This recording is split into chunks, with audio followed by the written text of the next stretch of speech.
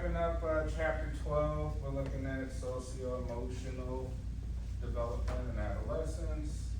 All right, you say, hey, we are in high school or coming out of high school.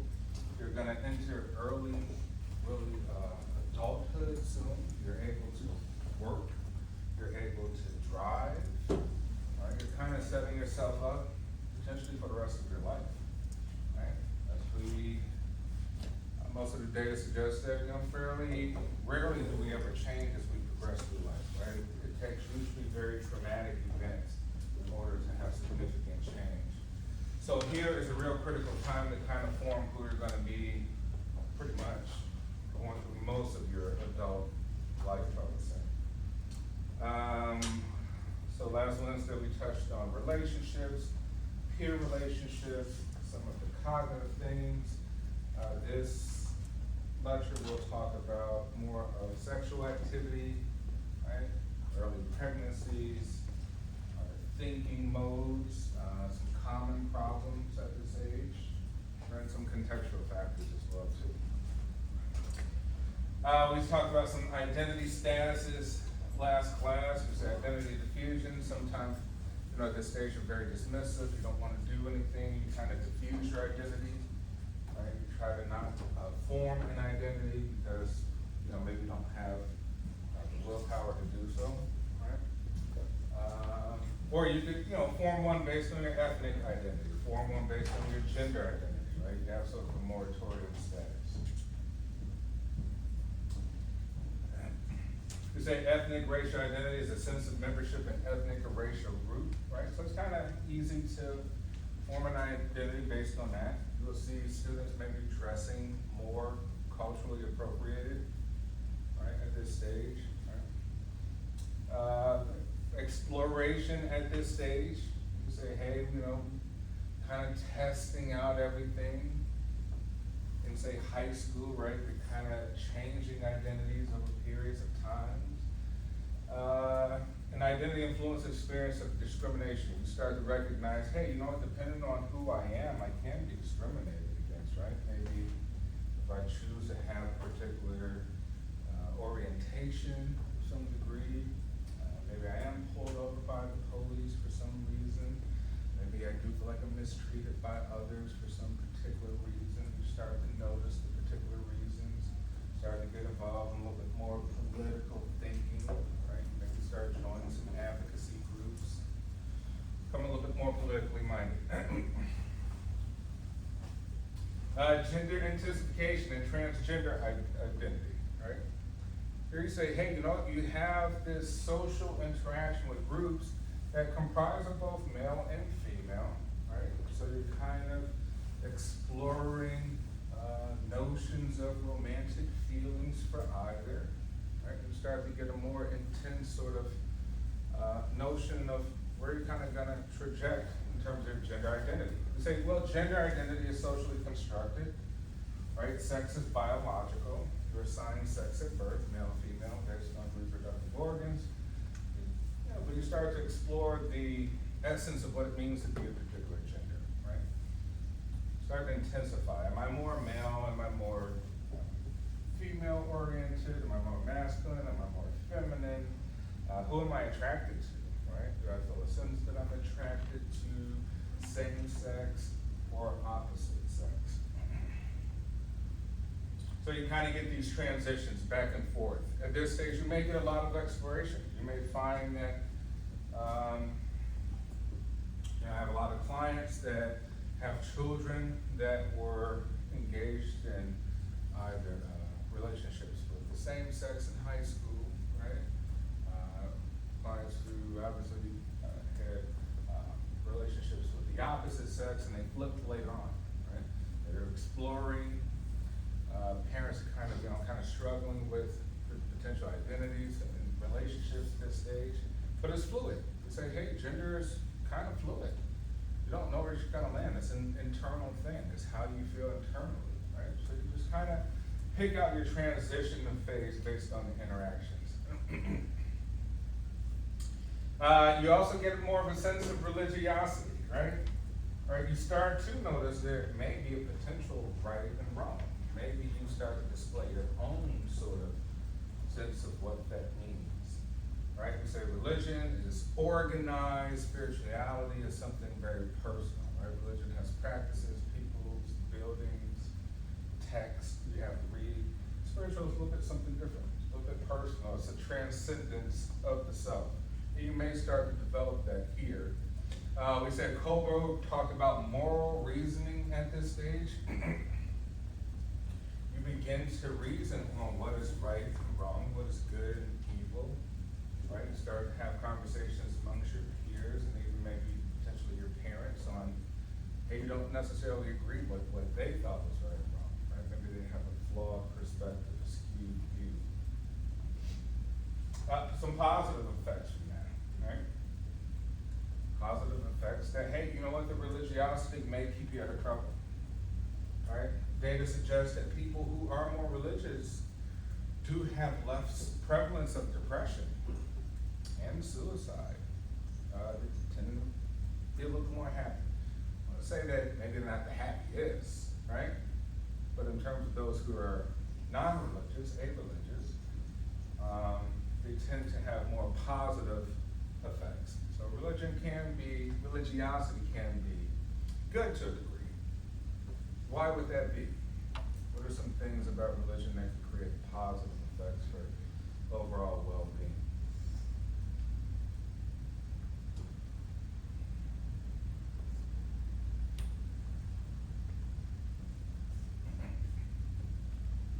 Yes? I would say if you have a sense of hope, that might be a little bit, not necessarily like someone who believes religion is bad, and that's it. You have hope that there's something else to come, so maybe you live your life a little bit differently. Yeah. I mean, not only do you have, you don't have to be religious to create meaning. I think human beings, we naturally create meaning of life, right? Our meaning is maybe something personal. But we say religion kind of creates a sense of meaning even beyond life, right? After death. Maybe in the sense that we'll meet our loved ones all over again, right? We'll all reunite in some way. The other thing too is the support system. You're like, hey, if you are religious, you probably do practice something and go to a building, and those people believe in the same thing typically in what you believe in. They can support you. They may have different services. Hey, I'm struggling with something. Oh, go talk to your pastor, go talk to your priest, right? Going through something. So social support is a big one for religion. So it does have some positive effects. Spirituality too, you don't need the buildings or the people. What are some sort of spiritual practices that are sort of non-religious that people participate in?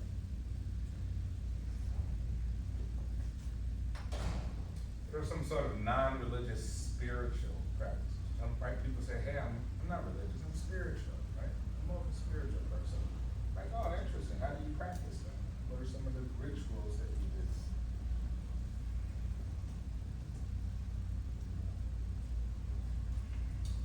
Right? Think of things like meditation, right? Meditation, like, yeah, meditate, interesting. That doesn't have to be a religious thing, right? Some of the components may derive from Buddhism, Hinduism, etc., but you don't need the religion for that. Meditation, yoga, Tai Chi, right? Exercise, hiking, right? Things where you're like, hey, when I go out hiking, I feel a sense of spirituality. I feel a sense of otherness. There's something greater beyond yourself. And so at this age, you see individuals starting to participate in that. A little sense of spirituality and religiosity. We went over moral reasoning, civic engagement, critical consciousness, right? Critical reflection, right? You start to notice that there are social consequences to things, right? Some people have more privilege than others. Some people are actually oppressed.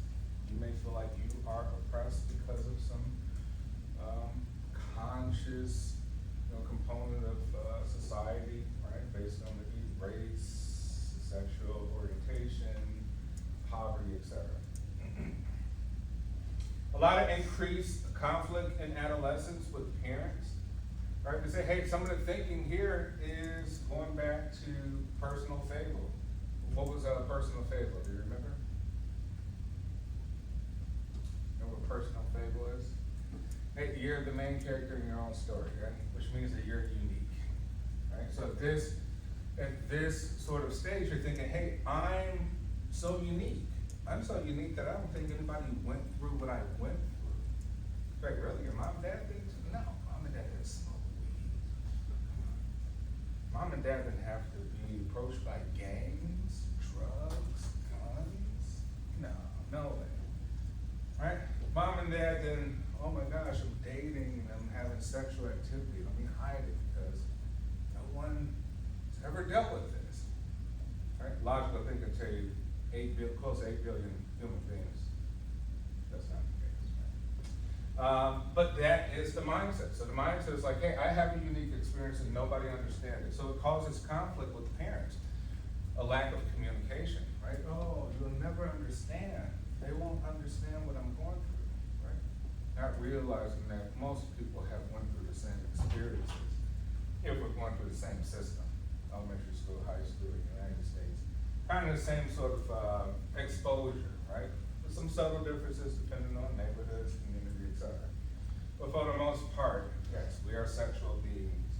So even as that being the conflict of not having that exposed, that becomes an issue. Another mode of thinking, imaginary audience, right? You say, hey, I need to really focus on how I look. I don't like how I look because, and if I don't like how I look, but people are paying attention to me. Everybody's looking at me, right? Oh my gosh, let me hide, let me cover myself, right? You realize as an adult, nobody's really, they're looking, but they're not looking. You know what I mean? Memories are very short. They're short memories. But that causes a lot of stress too. That may cause issues with parents as well too. Parents may say, hey, why do you dress like that? Right? Either you may dress a little too provocative, right? And parents like, hey, okay, you think everybody's looking, so you're promoting something, right? You're branding yourself as something, you want even more attention. That might be an issue. Or you're covering yourself up. We see teenagers who wear very big, loose clothes, right? And like, oh, why didn't wear something more conforming? Like, oh, what are you hiding, right? You're hiding something. Well, you're hiding yourself, right? They feel some sense of insecurity about how you look. And you still think everybody's looking at you, right? So that becomes an issue. The big part, the risky part is illusory of invulnerability, right? And that kind of corresponds to personal fable, because you think you're special. Illusory invulnerability means that you won't face the same consequences as others with very risky activity. Memory says it's probably better to get your son or your daughter a 4-cylinder vehicle than a VA. Why? Because they're gonna drive reckless. They don't think they'll get an accident. They think texting driving is okay, nothing bad will happen to them. They're exception to the rule.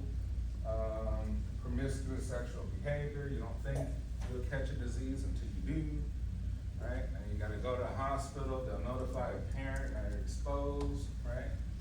You didn't think it happened to you. Hey, early pregnancies, like, you may say, yeah, I saw it before, I see it from other people, it kind of never happened to me, right? I won't get pregnant, that happens to other people, that's just how life goes. But then it happens to you, right? And now you have severe consequences, right? Either all sorts of trauma, or you have to raise a kid, and now you have to drop out of school or go get a job, depending on your living situations and your parents, and now you have a whole conundrum, right? A loser of invulnerability. You think that you're invulnerable to the consequences of life. You think you're still special. Some other, let me see, sexual activity. We talked about cliques and crowds.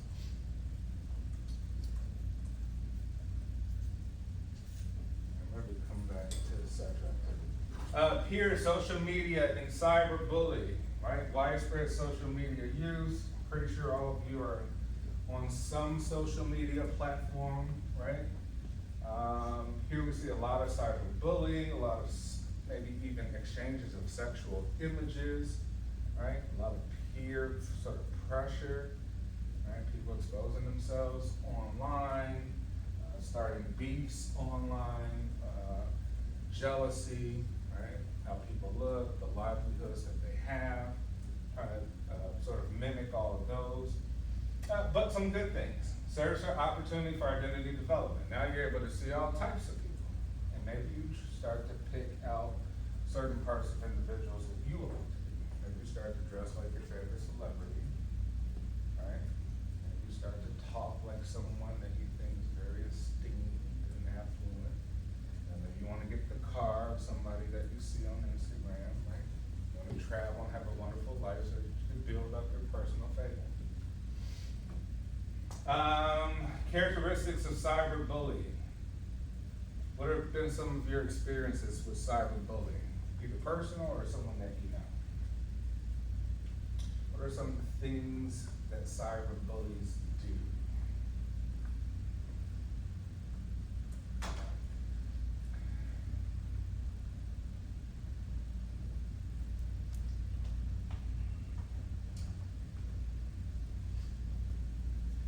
Nothing? Yes. Maybe like posting something about someone that like they didn't want anyone knowing. Like starting a lie? Yeah. Yeah, right? You say, hey, shaming somebody, starting a lie. Some exhibit those behavior. Now you have to defend yourself.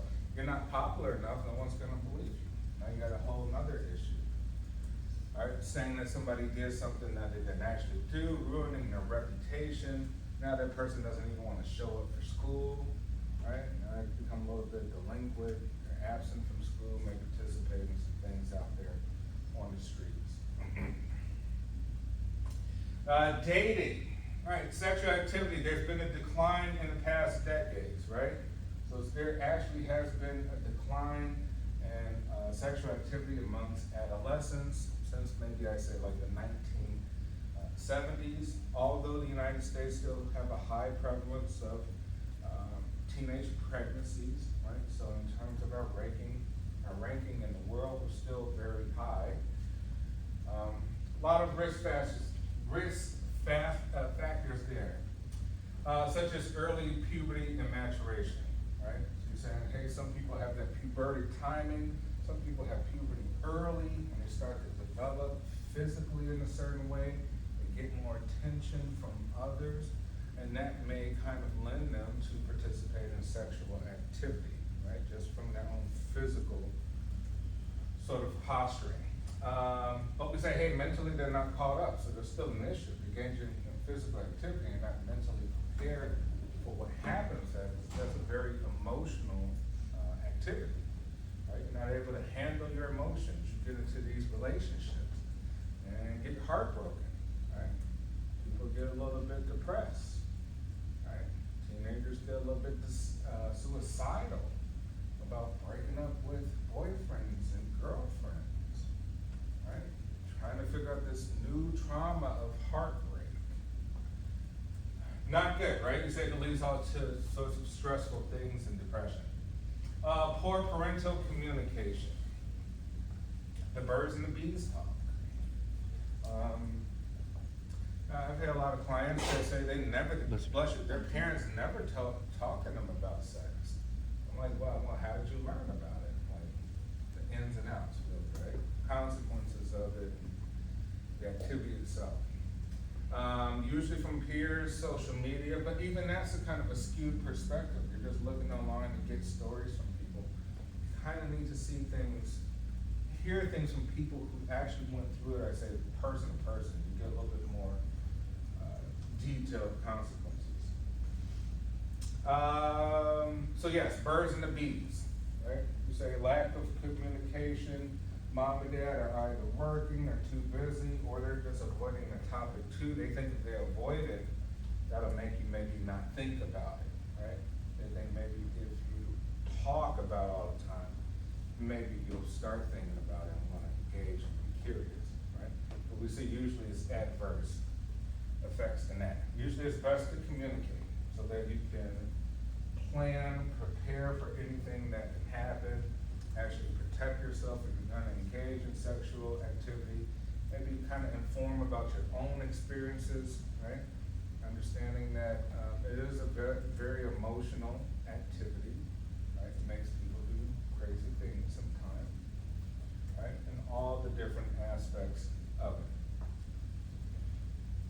Another risk factor, right, I'm talking about here for sexual activity is stressful homes and neighborhoods. Right, stressful homes and neighborhoods, and maybe even increased sexual activity. Such as what? How could stressful homes and neighborhoods lead to maybe hypersexual activity? Early pregnancies, etc.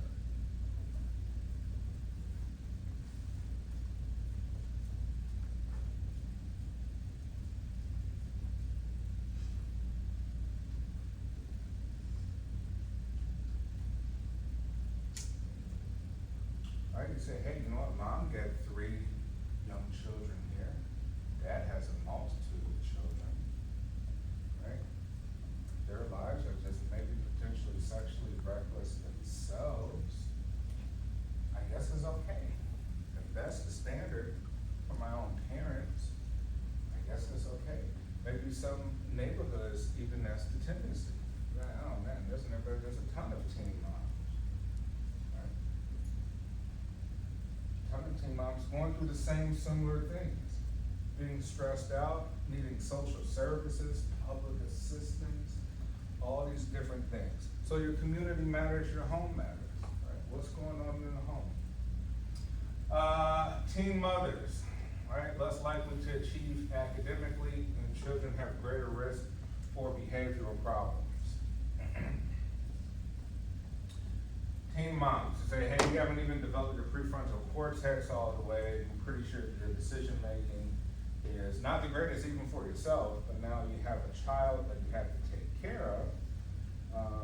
And if you don't have adequate support, because it usually takes community to raise a child, meaning grandparents, aunties, uncles, et cetera, et cetera. If you don't have that, now you're gonna have some really big issues, such as where to live, where to survive. Forget school, you need money, right? High school sounds great, but you probably need the money if you don't have any options to live. Maybe your parents kick you out, right? Because of the consequences of those things. And so we say, hey, kick out of school, get a job. You won't achieve academically, you probably may not go to college, or maybe not too much later. You may work a job with no experience, no education. What kind of job do you have? How much will it pay you? Making minimum wage, trying to pay Chicago rent, right? You're gonna live a very stressful life. And what's that gonna do to the child? Daycare is expensive. For my 2 children, when they were in daycare, I think, what was it? It was $3,500 a month for 2 kids. Yeah, it's like $1,750 per kid per month. That's a daycare. Right? That is nothing. Think of all the other expenses that, you know, as an adult you have. Right? Because like, hey, if you have to work, someone has to watch the child. And if you don't have the support, mom, aunties, grandparents, or whatever, you're like, oh, what are you gonna do?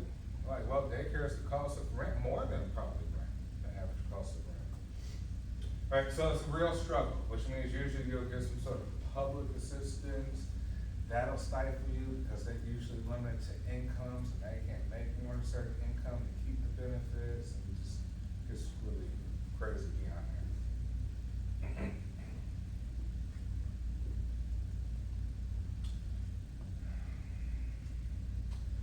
Dating a psychosocial adjustment, associations with positive adjustment.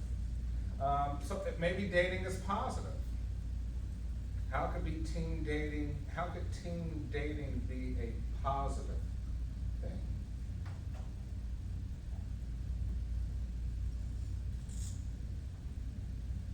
It can teach you like how to deal with relationships.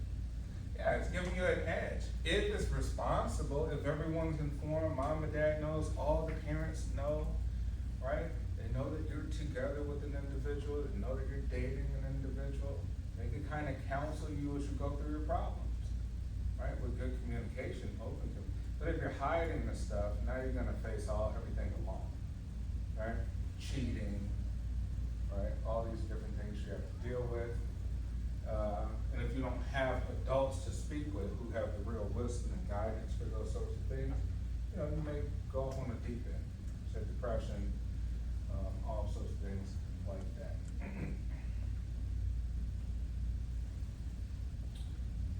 Dating violence. Actually, I had a question.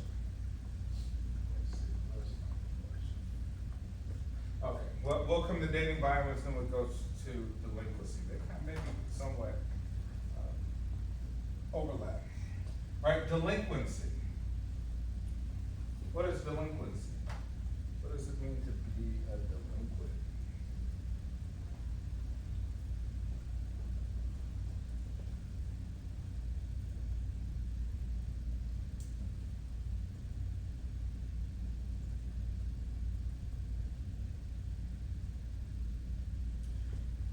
Delinquency, right? Delinquency is basically criminal activity, early signs of crime. Small things end up usually turning into big things, right?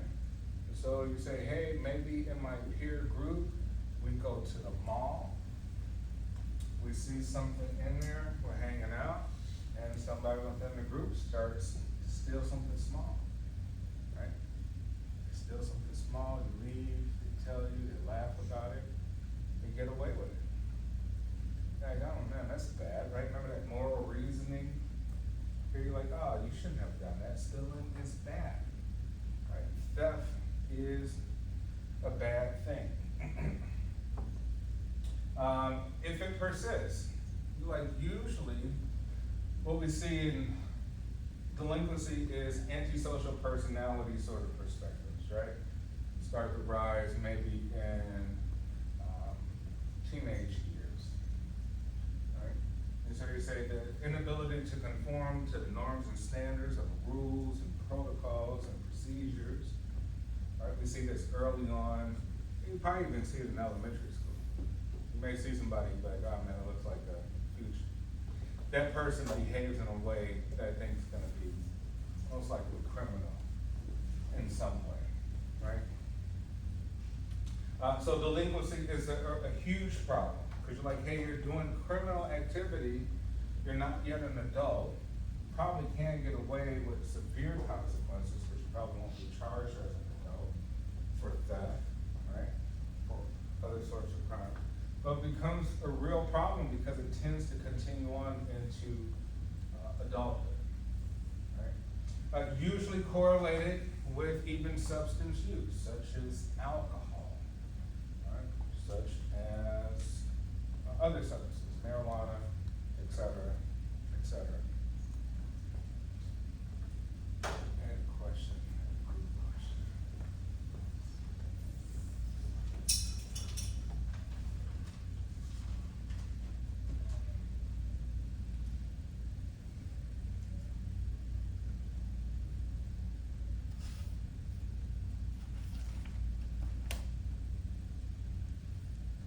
All right, here's my first group discussion for you. To what degree can we predict delinquent activity will persist beyond adolescence? To what degree?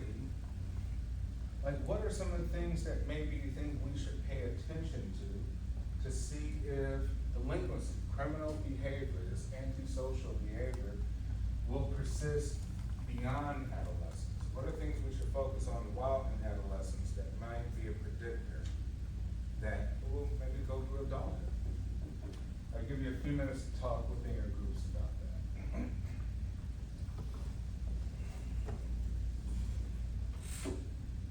Predictors.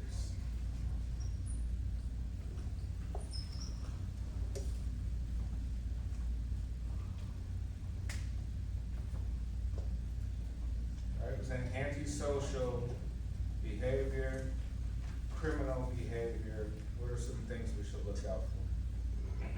What sort of behaviors?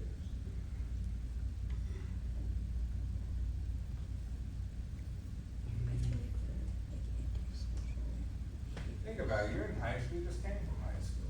Tell me about the antisocial people. Tell me about the potential criminals that you saw. What were the behaviors? What were some of the predictors? What was your observation? Yeah.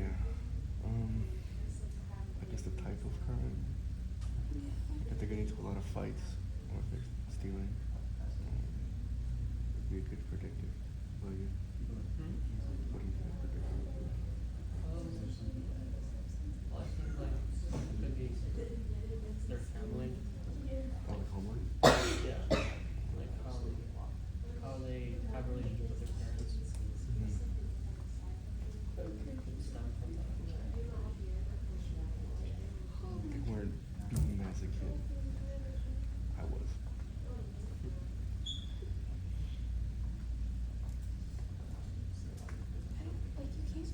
Alright, Nate, did you spot any sociopaths in high school? They're just really nice. Did you spot any psychopaths in high school? Yeah.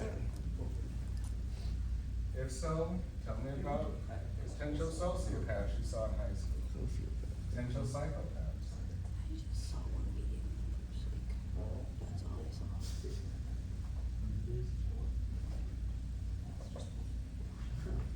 I don't know what it's called. Alright, what do you think? Just throw some ideas out there. Over here, what do you think? In the corner. Anything? Okay. I think, a predict could be, the person just rebellious in nature, like they don't want to conform to the rules. They just don't agree with the rules. Okay. They just go against the rules.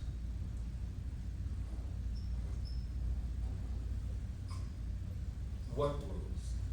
Schools rules? They Or can like- be, any rules, even at home as well too, yeah, right? like person that's rebellious, just work against any. Okay. We came up with a few, similar to that, was like going against the rules, like getting kicked out of class.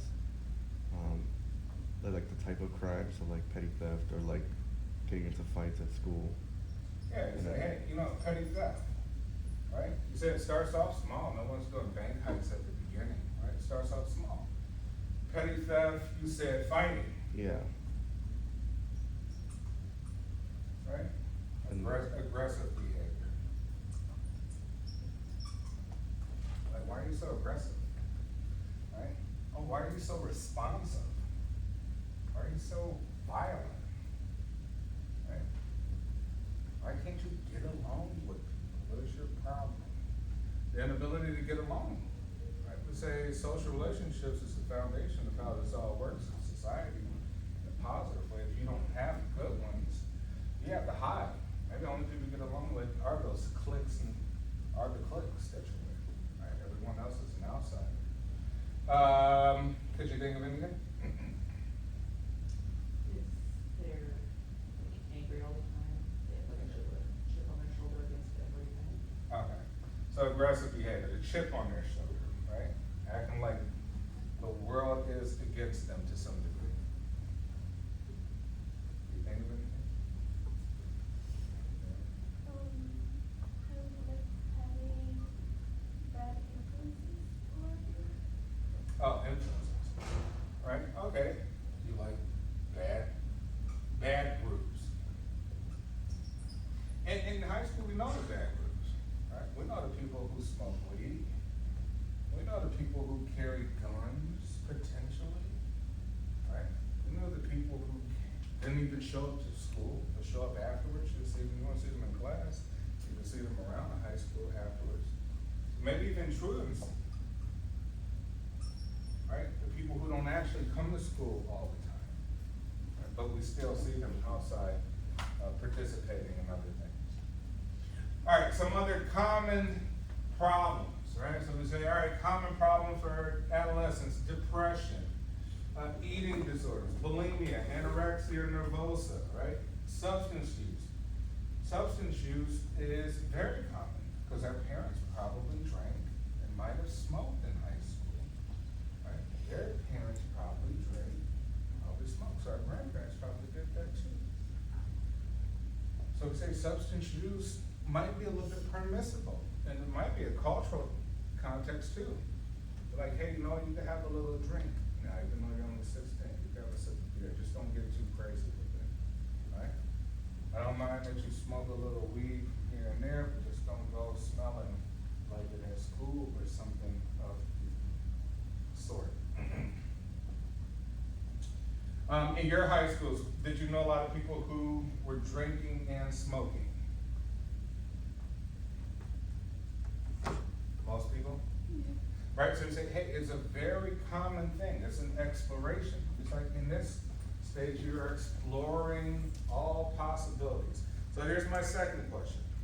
All right, are there dangers in taking that perspective that alcohol and substance use is common, as a simply common part of growing up? Like is drinking and smoking in high school a common part of growing up? Do you think it should be taught that way? That it's just a common part, that it shouldn't be really criticized to a high degree? So how should teachers, parents, and professionals kind of respond to this? I'll give you a few minutes to talk about that. Think about your own children, potentially in the future. If they smoke and drink in high school, are you going to highly criticize them, or are you going to give them, be a little bit more permissive or passive to a degree? I think I'm gonna be more like moderate. I really feel like it depends on the situation. If you're lying to me about it, then Well, you're screwed. Yeah, well, If you flat out tell me, hey, I'm going to be here doing this and this and this, then okay. because the way my parents did it was, I already But knew not, somehow you know, you're gonna get your hands on it. So I like, didn't drink as till I long was as you don't about do it 27. before school and you show up home so I smelling waited a like long weed time without to telling you drink. you're actually gonna But smoke, that's then that's because fine. my Or mom if never you are, drank. then just do it upstairs because And my then dad never drank. Yeah. if I have like But in my a bad family, we trip, have alcoholics. they're like you're upstairs like So I got brothers and sisters like who are alcoholics. But me, myself, I never drank till I was like 20. Now I have, you know, a glass of wine and stuff like that here and there.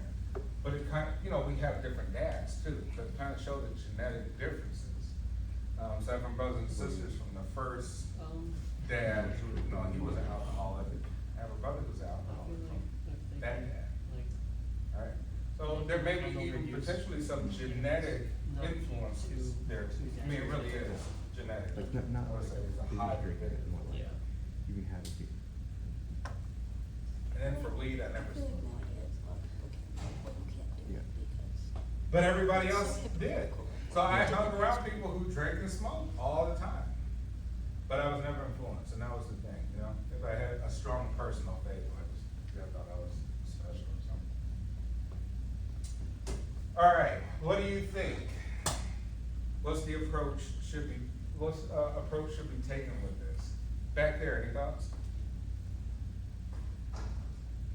Should it just be approached as a common form of growing up, or should we be highly critical about smoking and drinking?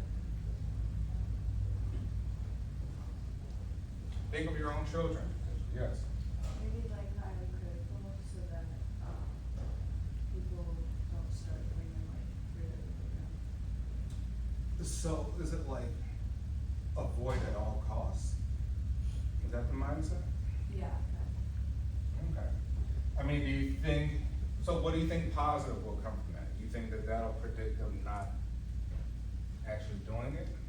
Or do you think that will maybe make them there want to do could it be even more? like good and bad, like it could make them more prone to doing it because they're not supposed to, or, it could like do the opposite, so you don't do it.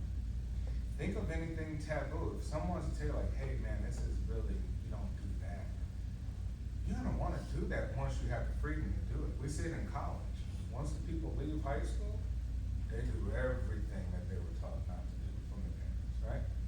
They're like, what is this dark area, this void that you tell me not to walk into? I'm curious, right? It's like, hey, I'm curious. And at this stage, you are curious. You're like, this is the exploration stage of curiosity. So I don't know. That's one approach. Okay, maybe you say, be critical about it, make them avoid it, show them all the real negative consequences. Hey, you can drink and drive, you'll die, you can car crash. I don't know, you use substances at parties, you could be, you know, sexually taken advantage of. Like you could show them real steep consequences of what it takes to use, be engaged in this activity. What do you think, Aaron? What would be your approach?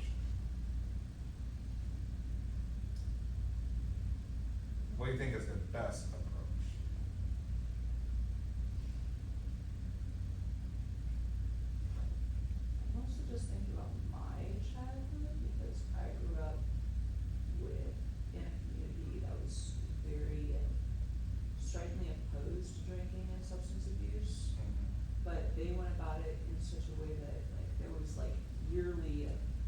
displays put up about the side effects and the Mhm. bad long-term effects of Mhm. substance abuse and drinking. Like there'd be like games almost where you put on like these goggles that inhibit your vision, and then you have to try and walk in a straight line, and they're like, this is how you are when you're drunk. Like, do you see how many cones you like shoved over because you couldn't see straight? Mhm. And like for the smoking, like we were shown like there's like these pictures of this is what healthy lungs look like, and this is what people who smoke lungs look like, and it's like that's kind of, How did that impact your perspective on? I haven't touched on. Neither, okay. Like, hey, maybe that is, maybe you put the symbols and images, right? Constant reminders like, hey, this stuff has the potential to be very bad. These are the consequences, right? And again, go out to the party and everybody's having fun. Why? They're a little bit loose. Like, oh man, that alcohol kind of makes you an extrovert, right? Like, I'm an introvert. I like to talk to people, get a little alcohol. You're like, now I can communicate. Huh? Maybe the marijuana, you're like, hey, it opens up my creative side. You should really see how I write and draw and hide, right? So yeah, different approach here. What about back here? What do you think? I said I'd probably be more stringent, but he's decided like it depends on the situation, but probably a little more moderate because somehow they will get their hands on it, and like you said earlier, if you tell them no, it's kind of like that big red button, they're gonna want to press it anyway. So it's better off to show them the consequences of it and let them try it in a more like safe manner. So at like 16 or 17, my parents at like a family party said, here you can have one beer and you're only allowed to drink it with us at the table. Yeah. And then for smoking, they said you can smoke, but you're only allowed to do it after school and either with my group of friends or at my room. That way they can monitor me if something happens. Yeah, you're like, hey, maybe we could control and monitor. It might be a different approach. You know, hey, like, you're gonna be exposed to it sometime. Maybe we start off slow so you can be mature as an adult once it, you know, you already got experience with it. Or you're like, as an adult, you're finally introduced to it, now you don't know how to handle it. You know, you never even tasted it, you never spoke the stuff. Now you completely lose your mind, now you become an addict. But if you know, with your parents, you're like, hey, we can kind of monitor you, know, hey, how do you feel after that one drink? Okay, not no more than that, right? Anything here? Approach. I was just thinking, like, you know, I sort of do it with these your kids, and I was also thinking of a modern approach, because, like, if you don't show them this is what's gonna happen, you have to tell them what the consequences are when you take these substances. But even if you tell them, they're still gonna be like that you wanna know what it is. So, for example, in my family, culturally, whenever you go to Mexico, it doesn't matter, like, if you're 13, 14, 15, they offer you a beer. But you have to drink it at the table, and then just have one. So you know what it is, and then you're no longer like as curious of what it's gonna taste like or anything, and it's just like, So Yeah. I feel like there's the in between. And you can say context matters. You're like, hey, I come from a culture, we might have a drink. Maybe all of us have a drink, right? That's the culture, and that's okay, right? Maybe we are used to that. That's fine as well, too. Remember, we say, hey, the best thing to be is objective. To dismiss all evil and never sort of experience any evil, two different things, right? Usually a person who's experienced some sense of evil might be a very good person because they experienced it. They know what evil tastes like, right? But to say completely avoid at times, later on when you're introduced to it, you're so shocked that you can become an addict because you were never even introduced to it at an early stage. So just kind of think of that. Objectivity really matters. The perspective, the experience of both. Like, hey, all right, I tried it, I don't like it, but I tried it, right? If I never tried it, if one day I'm introduced and for some reason I tried, as an adult, you may say like, hey, I might not be able to handle it, depending on what's going on in my life, stress, depression, et cetera, et cetera. All right, that'll be it for today. I will see you on Monday. Group 5, who's Group 5? How you looking? Good? All right.